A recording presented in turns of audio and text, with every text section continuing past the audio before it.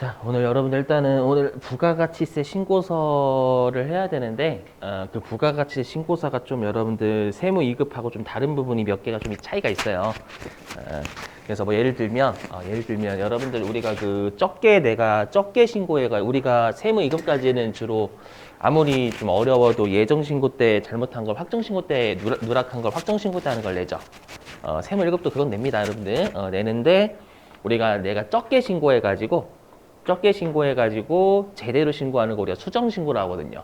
그러니까 내가 예를 들어서 뭐 내가 예정 신고 때 적게 신고했다. 신고나 납부를.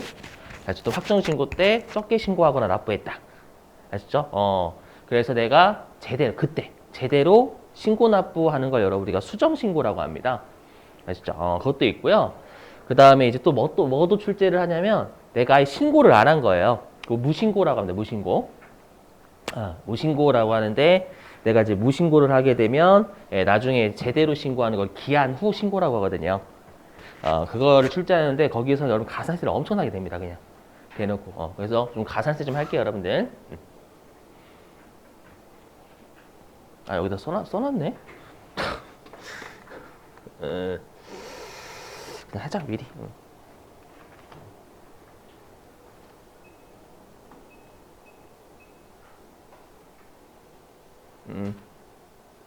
됐다. 자, 보실게요. 가산세. 제가 여기서 별도로 안 하는 건 솔직히 말씀 죄송한데 세무 2급하고 같습니다. 솔직히 해서 기억이 안 나시는 이유도 엄밀히 보면 세무 2급하고 같아요, 여러분들. 근데 가산세가 워낙 중요하기 때문에 세무 1급은 아시죠? 해보죠. 자, 보시면. 자, 우리가 이제 여러분들 이미 세무 2급 때 배우셔서 아실 거예요. 우리가 아예 무언가를 안 하는 걸 미라고 하죠. 그죠? 그래서 내가 세금 계산서를 발급하지 않은 걸 미발급. 맞죠? 그 다음에 우리가 전송을 안 한 걸 미전송. 그죠? 그 다음에 수치를 안 한 거 미수치라고 하는데 아마 여러분들이 이거 배우셨을 거예요. 우리가 세법에서는 너무 늦게 하면 안 하는 것으로 봅니다. 맞죠? 그래서 너무 늦게 한 걸 여러분들이 어느 날짜인지를 파악을 하셔야 돼요. 그래서 세무 1급은 친절하게 잘 안 주거든요. 뭐 지연 수치했다 이렇게 잘 안 줍니다, 여러분들. 아시죠? 그래서 날짜를 좀 기억을 하시려고 노력을 하셔야 됩니다. 자, 보시면은요. 자, 예를 들어 볼게요. 자, 5월 7일 날 재화를 인도를 한 거예요. 5월 7일 날 재화를 인도했습니다. 그럼 이때가 공급식이죠. 원칙적으로 여러분들. 인도한 날짜가. 자, 공급식인데 그럼 우리가 여러분 세금 계산서 후발급 있죠? 언제까지 발급하면 괜찮아요? 다음 달 10일까지 거죠, 여러분들. 외워주셔야 돼요. 다음 달 10일까지 주고받으면 적정한 세금 계산서를 봅니다. 그럼 우리가 5월 7일 날 인도했으니까 몇 월 며칠까지 주고받으면 괜찮은 거예요, 여러분들? 그렇죠, 6월 10일입니다. 그래서 6월 10일까지 주고받으면 적정 세금 계산서를 주고받은 거예요. 여기까지 되셨어요? 자, 그런데 이제 그럼 6월 11일 이후에 주고받은 건 우리가 지연 수치거나 이제 미수치가 되는 거예요. 왜냐면 너무 늦게 주고받아도 미수치나 미발급을 보거든요. 그 가르는 기준이 법문과 이렇게 돼 있어요. 공급 시기가 속하는 과세 기간의 확정 신고 기한이다라고 되어 있습니다. 그럼 해석하면 만약에 1기에 공급했으면 7월 25일이 기준이라는 거예요.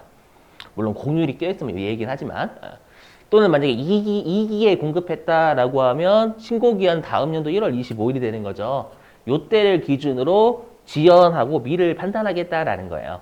그럼 우리가 지금 공급 시기가 1기잖아요. 1기니까 몇 월 며칠이 기준이라는 거예요. 그렇죠? 맞아요. 여기 7월 25일 여기가 기준이라는 거예요. 여기를 기준으로 해서 우리가 6월 11일부터 7월 25일까지라도 주고받으면 지연 발급, 지연 수시가 되는 거고요. 그 이후에 받으면 우리가 미발급인데 여기도 엄밀히 하면 미수치예요. 할게요. 그냥 바꾸겠으면 죄송합니다, 여러분들. 미수치. 미수치예요. 근데 예외가 있어서 그래, 예외는 곧 설명할게요, 여러분들. 예외는 곧 설명하겠습니다. 혹시 PPT가 좀 잘못되어 있을 수도 있어요, 여러분들. 자, 그럼 우리가 공급자는 여러분들 뭔가 세법상 의무를 위반할 때 제재가 한 가지밖에 없어요. 가산세밖에 없습니다. 근데 매입자는 가산세 내지는 매입세 불공제도 제재거든요. 맞죠? 자, 그래서 우리가 공급자 같은 경우에는 만약에 지연 발급했다라고 하면 공급가액의 1%의 가산세를 내야 됩니다. 근데 여러분들이 진짜 주의하실 게 뭐냐면 그 가산세 입력할 때 어디는 공급가액을 입력하고 어디는 세액을 입력하거든요.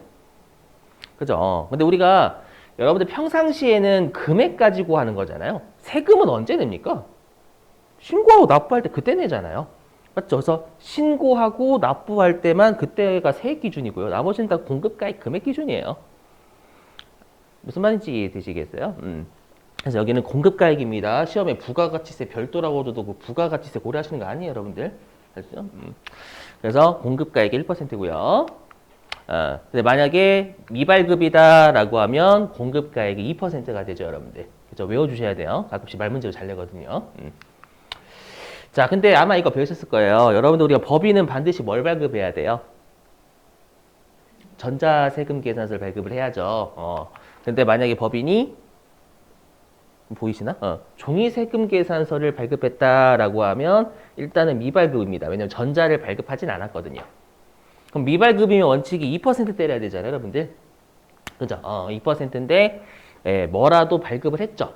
아예 전자세금 계산서를 발급 안 한 놈보다는 종이라도 발급을 하면 좀 가산세를 줄여주겠다라는 거예요. 그렇죠? 그래서 1%. 시험에 종이세금 계산서를 발급했다. 시험에 당연히 법인이 출제가 되기 때문에 별도로 법인이라는 말은 안 줄 겁니다. 그래서 종이세금 계산서를 발급했다라고 하면 원래는 FM대로 하면 이렇게 해요, 여러분들. 미발급으로 보니까 미발급란에 금액을 넣으시는 거예요. 그러면 미발급란에 넣으시면 여러분들 2%를 컴퓨터 곱해버리거든요. 근데 우리가 1%니까 그 2% 곱한 걸 1% 고치셔야 돼요. 원래는. 근데 최근에는 복수 답안을 어떻게 하냐면 지연 발급도 1%잖아요. 그래서 만약에 법인이 종이세금 계산서 발급했다라고 하면 지연 발급에 넣어도 맞는 것으로 인정을 하더라고요. 아셨죠? 둘 중에 하나 여러분 택 1 하시면 돼요. 진짜 여러분들. FM대로 하면 전자가 맞습니다. 여러분들. 미발급란에 넣고 1%로 고치시는 게 맞습니다. 미리 얘기하면은. 자, 됐고요. 이제 공급받는 자 할게요. 우리가 공급받는 자는 제재가 두 가지요. 두 가지. 가산세, 매입세, 불공제. 아시죠? 근데 우리가 부가가치세는 가산세가 아무리 높아도 3%거든요. 허위로 발급했다라든지 이런 것들이 있어요. 허위. 아니면 가공의 세금 계산서라든지 내가 다른 사람을 대상으로 해가지고 한 3%가 최대예요. 아시죠? 근데 매입세 불공제는 네가 매입한 금액의 10%를 안 빼주는 거기 때문에 매입세 불공제는 10% 가산세하고 비슷하죠, 여러분들. 이해되시겠어요? 그래서 공급받는 자는 매입세 불공제가 가산세보다 더 큰 제재예요. 아시죠? 그래서 공급받는 자 어떻게 하냐면 일단 지연 수치는 중요한 게 매입세 공제를 해줘요, 여러분들. 아시죠? 그래서 지연 수치는 매입세 공제해준다라는 거 참고하시고 그리고 가산세는 공급가액의 0.5%. 맞죠? 자, 그리고 이제 미수치는 매입세 불공제가 됩니다, 여러분. 매입세 불공제. 아시죠? 그럼 매입세 불공제면 일단 한번 제재 때렸죠, 여러분들. 그래서 가산세는 없어요. 아시죠? 근데 법문구가 요게 있습니다. 뭐냐면 여기 어디냐면 여기. 자, 짜증나 이런 거 이것 때문에. 공급받는 자는 공급 시기가 속하는 과세 기간의 확정 신고 기한 지나서 받은 미수치라고 했잖아요, 여러분들. 맞죠? 요거 미수치 요거. 미수치. 공급 시기가 속하는 과세 기간의 확정 신고 기한 지나서 여러분들 받으면 미수치예요. 아셨죠? 근데 예외적으로 6개월 이내에 수정 신고나 경정 청구. 우리 경정 청구는 과다하게 신고하거나 과다하게 납부하면 돌려주세요라고 하는 걸 우리가 경정 청구라고 하거든요. 아시죠? 수정 신고는 과소 신고한 걸 우리가 적절하게 신고하는 거고 청구하면 이때는 지연 수치로 봐주는 예외가 있어요. 이런 것 때문에 짜증나요, 진짜 막 때리고 싶어 막 그냥. 그죠? 수치로 봐줘가지고 이때만큼은 우리가 매입세 공제가 되는 거죠. 지연 수치니까 여러분들. 그래서 매입세 공제가 되고 가산세는 똑같이 0.5%. 아셨죠? 그래서 별도의 언급이 없으면 여러분들은 확정 신고 기한 지나서 받으면 매입세 불공제다라고 알고 계시면 돼요. 아셨죠? 이거는 말문제고요, 말문제 대비. 그래서 말문제로 대비해 실기에 요거까지 낼 수가 없어요. 여기까지 내면 여러분들 죄송하지 모르겠다. 잘 모르겠지만 그렇게 안 낼 겁니다, 여러분들. 그렇게까지 내면 사람을 죽이는 거예요. 아시죠? 뭐 세무서 시험도 아니고 이런 걸 다 어떻게 냅니까, 여러분들? 말 문제는 내겠지. 아시죠? 자, 그래서 여러분들이 좀 주의하실 게 뭐냐면 366페이지 가보실래요?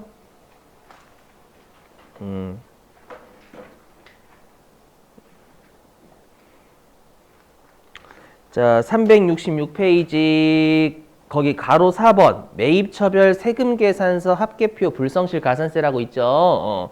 그러니까 거기에 동그라미 1번 지연수치 보이세요, 여러분들? 자, 지연수치에 밑줄 치시고 동그라미 1번 제목 지연수치에 밑줄 치시고 거기에다가 매입세 공제라고 주세요. 매입세 공제.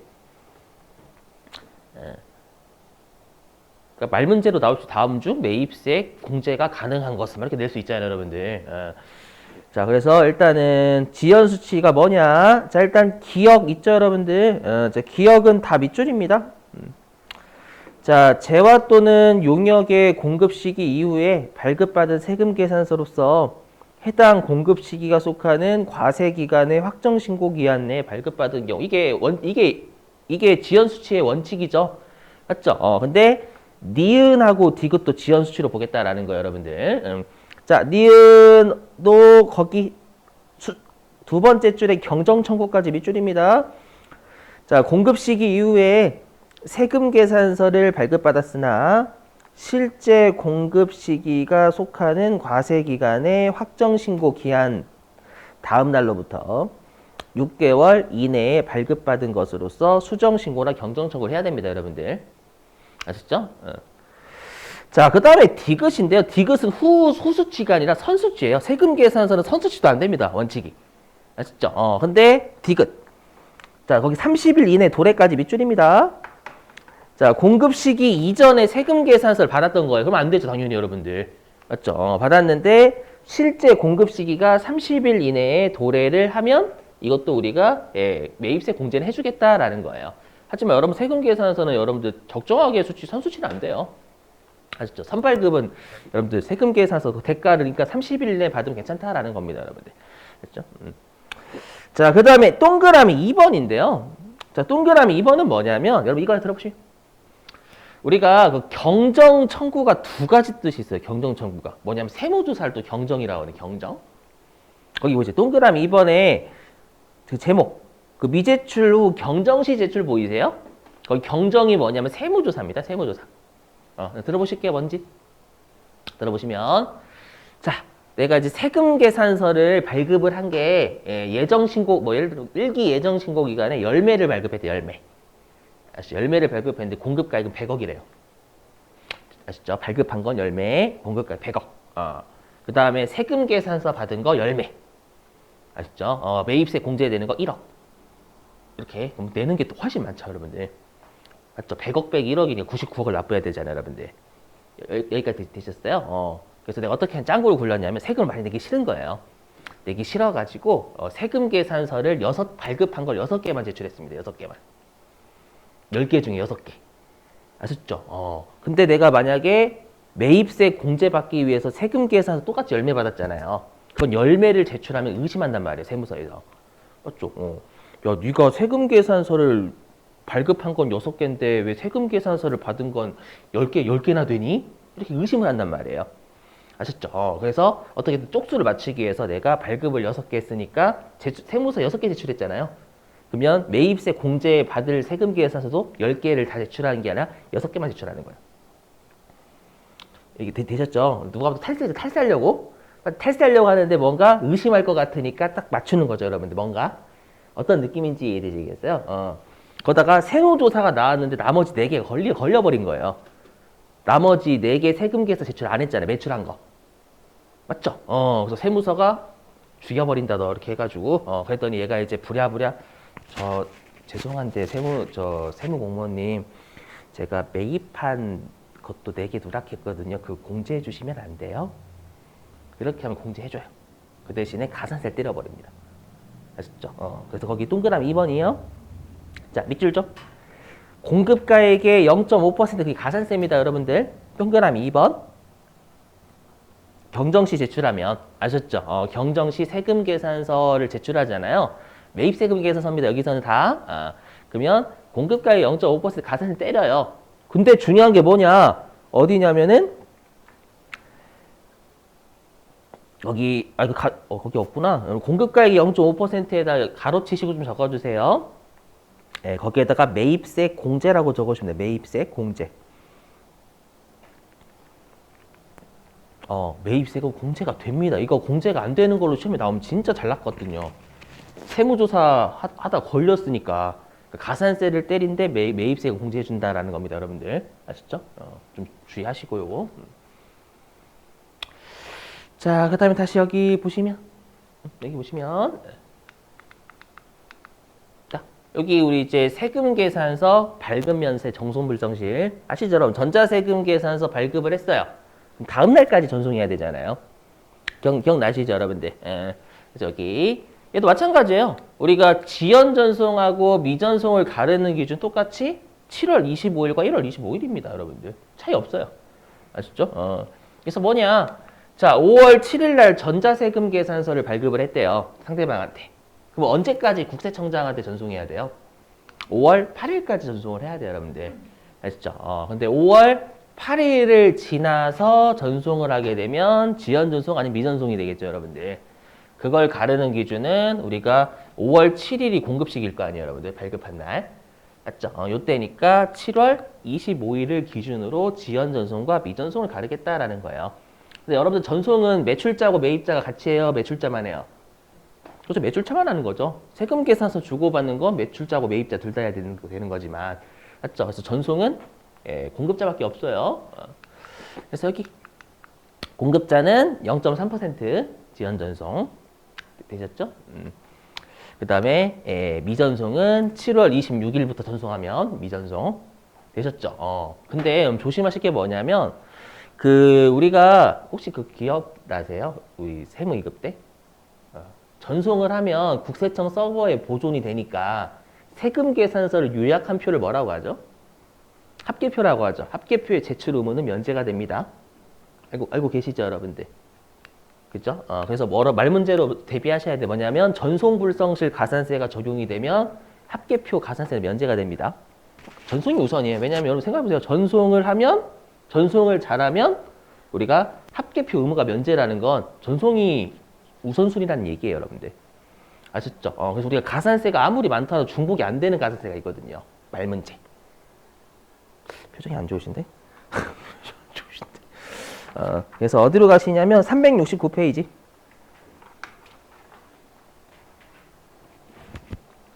자, 369페이지 맨 위에 보시면 가산세 중복 적용 배제라고 있죠, 여러분들. 그렇죠? 그러니까 왼쪽이 우선 적용. 그럼 오른쪽은 중복되면 배제되는 놈. 항상 높은 애들 때려, 높은 애들. 아셨죠? 거기에서 제가 방금 설명드린 게 뭐냐면 4번입니다, 4번.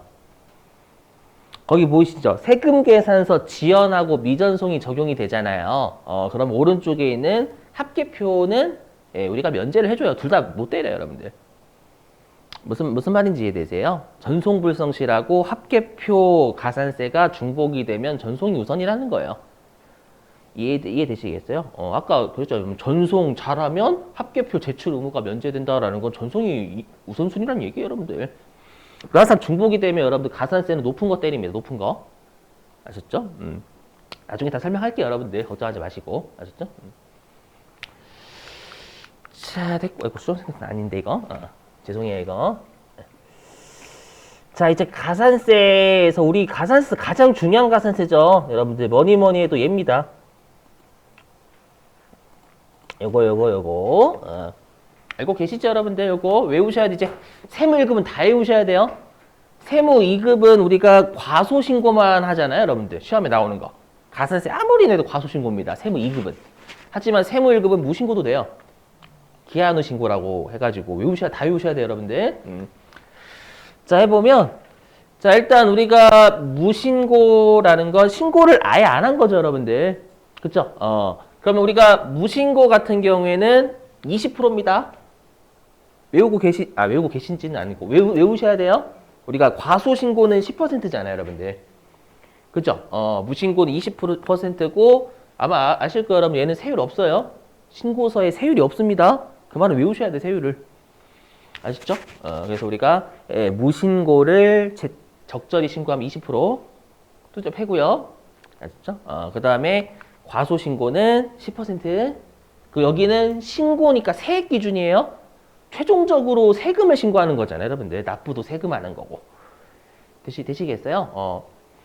자, 근데 여러분 주의하실 게 뭐냐면 여기는 나쁜 놈을 제재하는 거니까 과다 신고하는 애는 가산세 안 때립니다.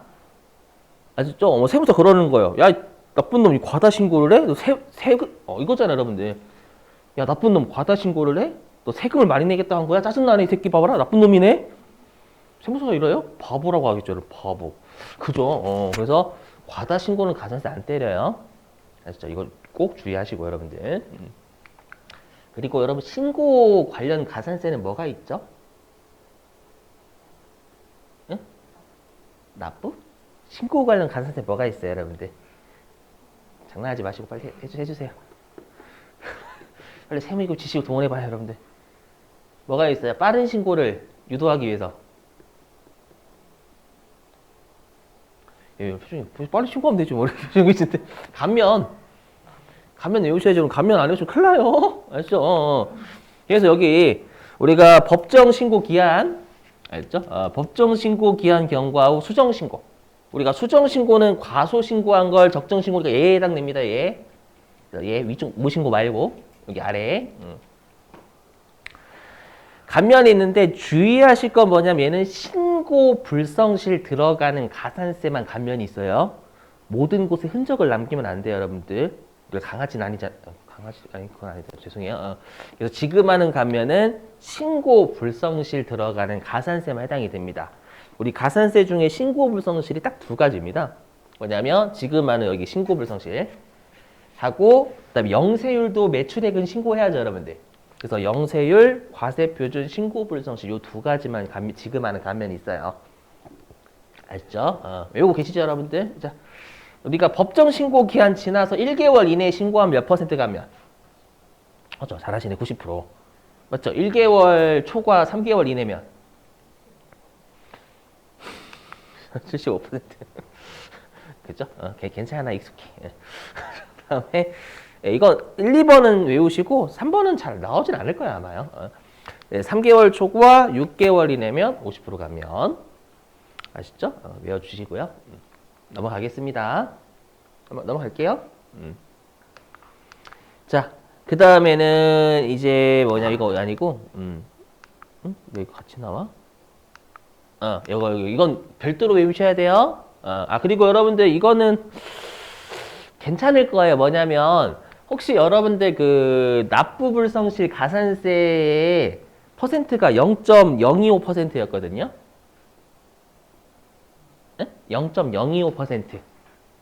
하루치 이자. 납부불성실이 납부를 늦게 할수록 이자 붙는 거잖아요. 그죠?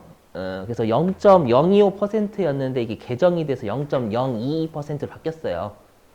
그럼 여러분 외우시면 되냐? 말 문제 대비하시려면 외우시긴 하셔야 될 거예요. 하지만 프로그램은 분명히 개정이 돼서 나올 겁니다. 0.02 곱한 걸로. 퍼센트. 그래서 10만 분의 22거든요.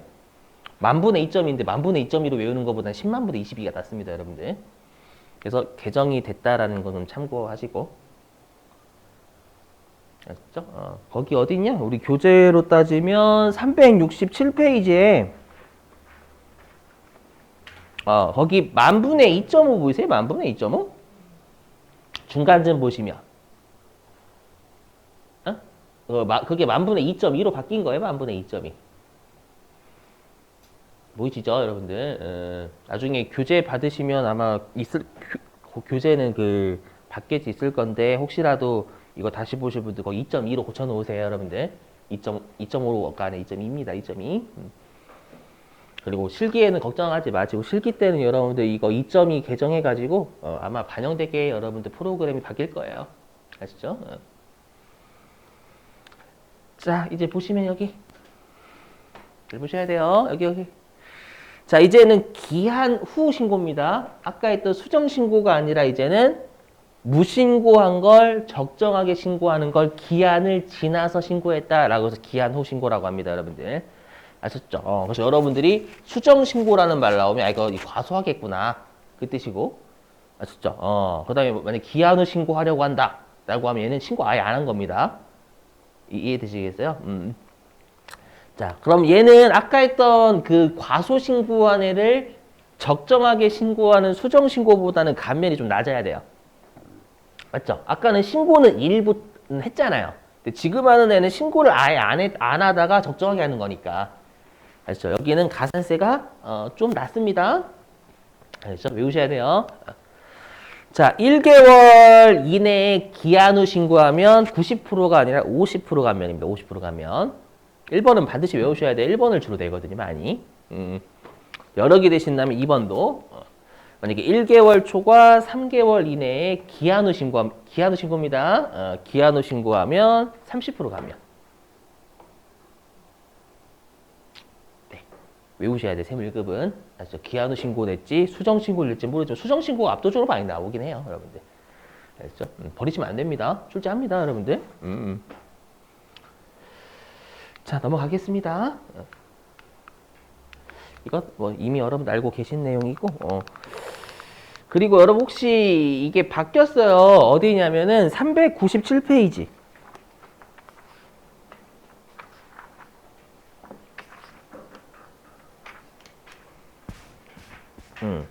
그 여러분 그 예정 고지납부세 그 30만 원하고 중간연합세 30만 원 미만이면 징수 안 하잖아요. 기억나시나요? 거기 50만 원 둘 다 바뀌었어요. 부가가치세에서 예정 고지납부 있죠.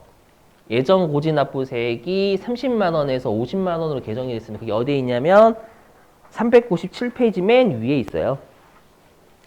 징수세액이 30만 원 미만이거나 거기 있죠, 여러분들. 요거 50만 원으로 고쳐주시면 됩니다. 알죠? 그리고 미리 고칠까? 소득세도 바뀌었는데 어디에 있냐면 소득세가요. 어디 갔지?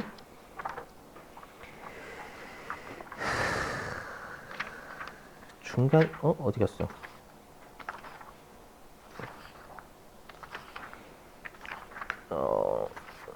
여기 있구나, 여러분. 505페이지. 교재 505페이지.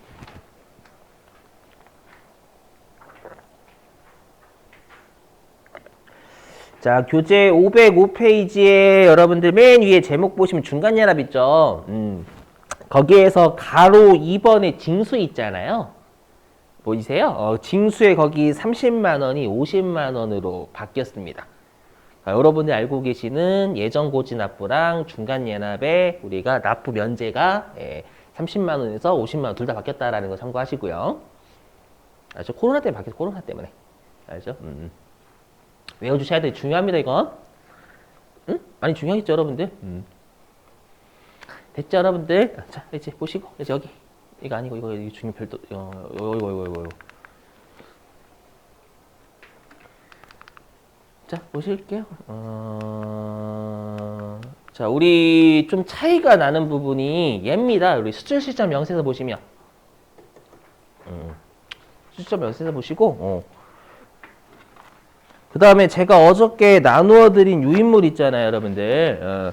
그 유인물은 몇 페이지 좀 펴주시냐면,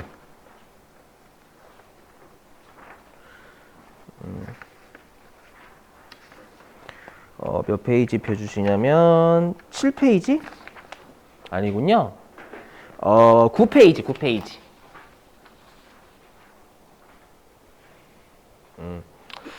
네, 9페이지.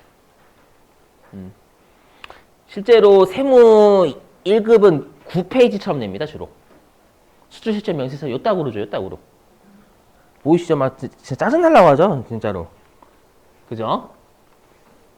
아니면 말고, 여러분들. 자, 거기에서 보시는 방법 좀 설명드릴게요. 뭐냐면, 여러분들 여기 칠판 일단 보시면, 여기 화면. 여기 수출신고번호 우리 입력하잖아요. 맞죠? 그게 어디에 있냐면, 9페이지에 동그라미 5번 신고번호 보이시는가요? 응? 신고번호 보이세요? 그 신고번호에 있습니다, 여러분들. 그 신고번호에 뭐 지금 41757로 시작하는 거 있죠?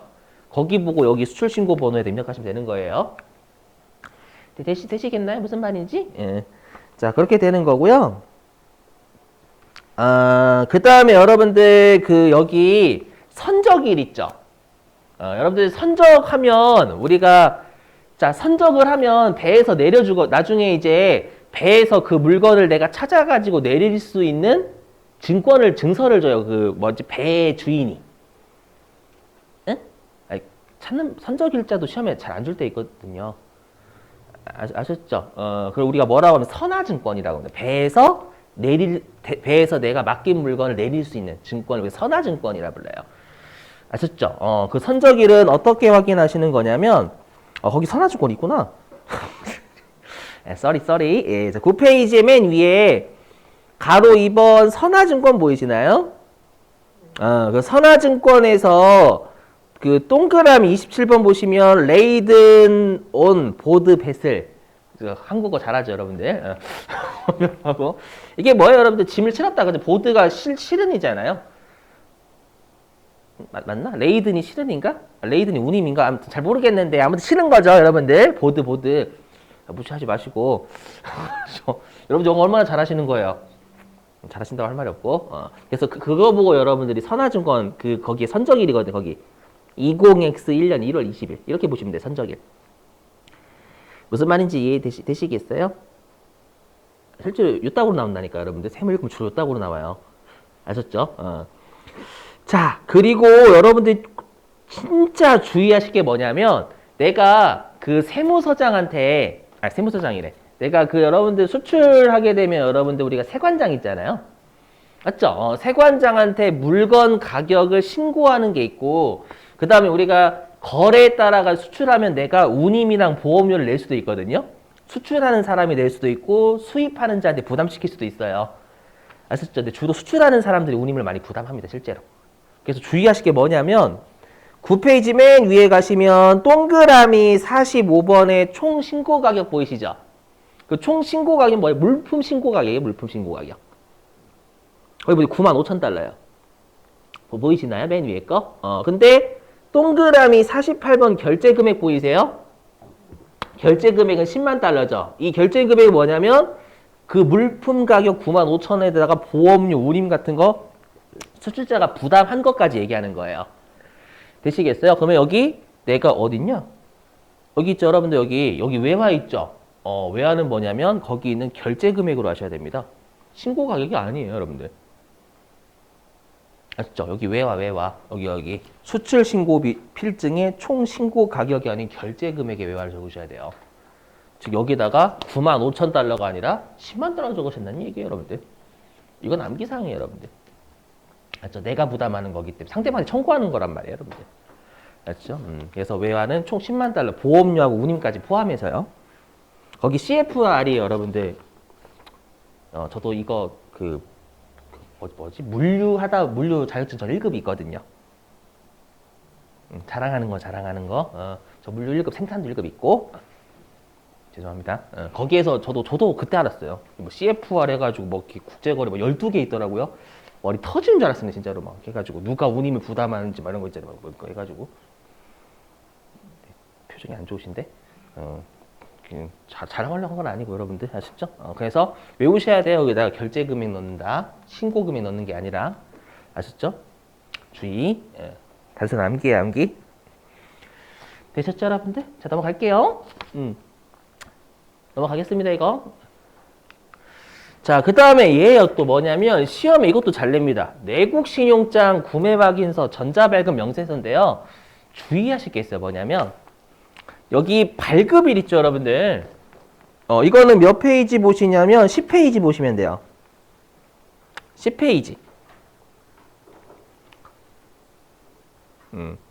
자, 10페이지에 여러분들이 좀 주의하실 게 뭐냐라고 하면, 자, 우리가 당연히 내국 신용장이나 구매 확인서 발급 내가 매출자일 거 아니에요. 그 매입자는 거기 여러분들 가로 1번에 구매자 보시면 되겠죠. 상대방. 그죠? 그리고 우리가 나중에 여기 보시면, 여기 화면 보시면, 화면에 여기 서류 번호 입력해야 되거든. 서류 번호? 그 서류 번호 뭐 어디 보시면 될까요? 그렇죠. 거기 구매 확인서 번호 보시면 되겠죠, 여러분들. 또는 내국 신용장 번호. 그래서 여기다 입력하시면 됩니다. 근데 중요한 게 발급일이에요, 발급일. 그렇죠? 내국 신용장이나 구매 확인서의 발급일 있죠. 이거는 날짜를 조심하실 게 뭐냐면 그 여러분들이 그 중간쯤 보시면 날짜가 7월 깜짝이야. 갑자기. 깜짝. 이벤트 이런 이벤트는 괜찮은데요. 깜짝. 떨어지 A 있었으면 떨어질 뻔했네요. 자, 거기 구매일에 7월 31일자 있죠. 이건 상대방한테 구매하기로 한 날짜고요. 되셨어요? 그리고 여러분들 우리가 그 내국 신용장이나 구매 확인서 같은 경우에는 상대방 그 거래 은행이 확인해 주잖아요, 여러분들. 그렇죠? 그래서 어디 있냐면 그 확인일자 보이세요? 확인일자? 5시 방향에. 예, 보시면 8월 8일 있죠. 그래서 여기 발급일은 여러분들 우리가 8월 8일자 하셔야 됩니다. 아셨죠? 내가 이거 그 말이에요. 내가 상대방한테 7월 31일 날 물건을 사기로 했어요.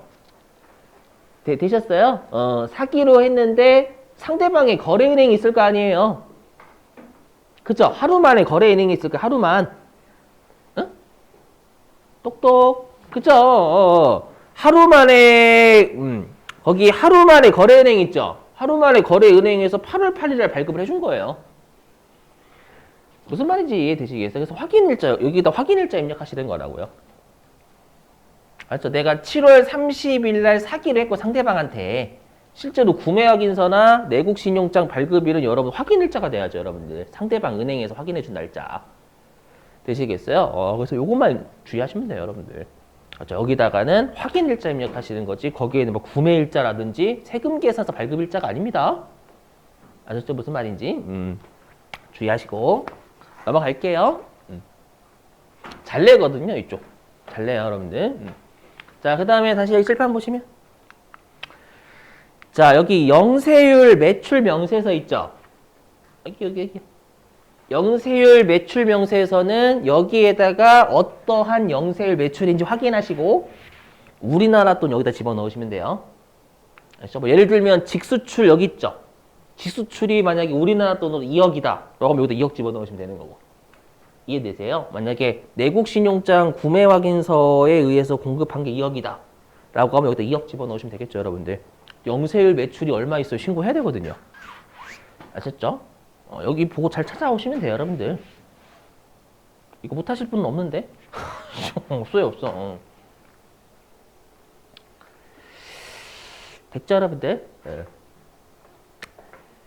자, 그 다음에 이제 수정신고 어떻게 하는지 설명 좀 드릴게요. 자, 예를 들면 여기. 자, 예를 들어볼게요. 내가 1기 확정신고를 했는데 과소신고한 거예요. 아셨죠? 우리가 수정신고는 예정신고 때 누락한 거 확정신고 때 하는 게 아닙니다. 당초에 신고를 과소신고해서 적절하게 할게요 라고 하는 게 수정신고입니다, 여러분들. 아셨죠? 그래서 예를 들면 자, 1기 확정신고를 했는데 내가 과소신고한 거예요. 그래서 수정신고를 하고자 한다 이렇게 출제를 하는 겁니다. 혹시라도 시험에. 그럼 내가 당초에 확정신고는 1기 확정이니까 4월 달부터 6월 달로 했겠죠. 맞죠? 그래서 여기에 정기 신고 금액은 내가 과소 신고했던 걸 여기에 불러오는 거예요. 컴퓨터가.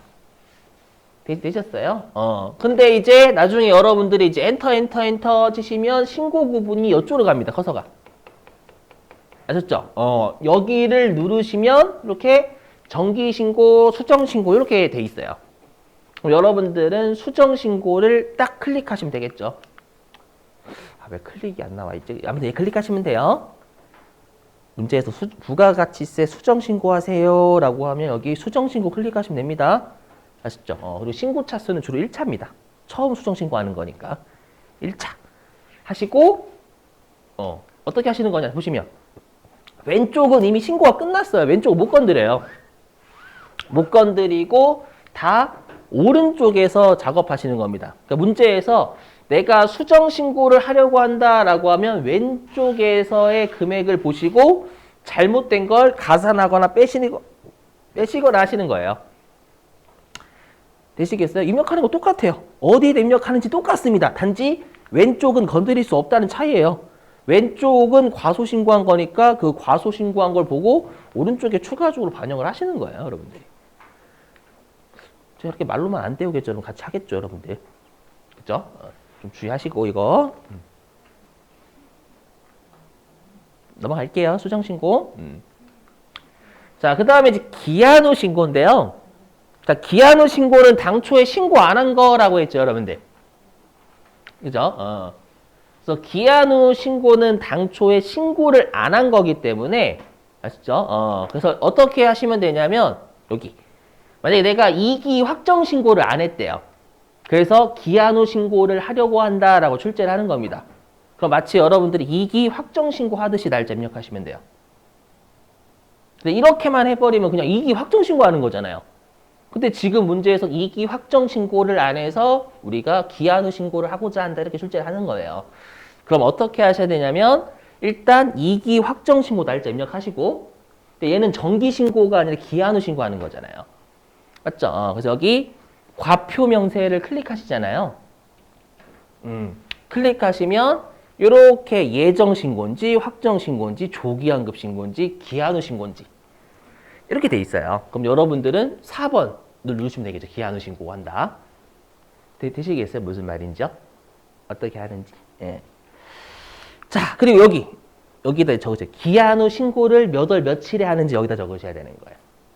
시험에서 주겠죠. 언제 기한 후 신고를 하고자 한다. 라고 하면 여기에 기한 후 신고한 날짜를 여러분들이 입력하시면 된다라는 얘기예요. 그렇게 하시죠. 그 다음부터는 똑같이 입력하는 건 똑같아요, 여러분들. 아시죠? 그래서 수정 신고하고 기한 후 신고는 입력하는 건 똑같은데 세팅하는 방법만 달라요. 대신에 가산세가 무지하게 나온다라는 거. 왜냐면 과소 신고하거나 아예 신고 안 한 놈이 당초에 가산세는 대부분 나옵니다. 시험 엄청나게 돼요. 세무 1급은 그냥 대놓고 10점으로 내기도 합니다, 여러분들. 아셨죠? 세무 1급은요 연말정산하고 부가가치 신고서가 무조건 나온다는 보장이 없어요. 아 진짜로요? 표정이 안 좋으신데? 그러니까 어느 정도 그냥 익숙해지셔야 돼요. 되셨죠? 자, 이렇게 설명하고 그 다음에 이제 유인물로 2교시부터 여러분들 한번 문제 풀면서 해볼게요. 자, 10분 쉬었다가 10시 25분에 2교시 시작하겠습니다, 여러분들. 자, 10분 쉬겠습니다.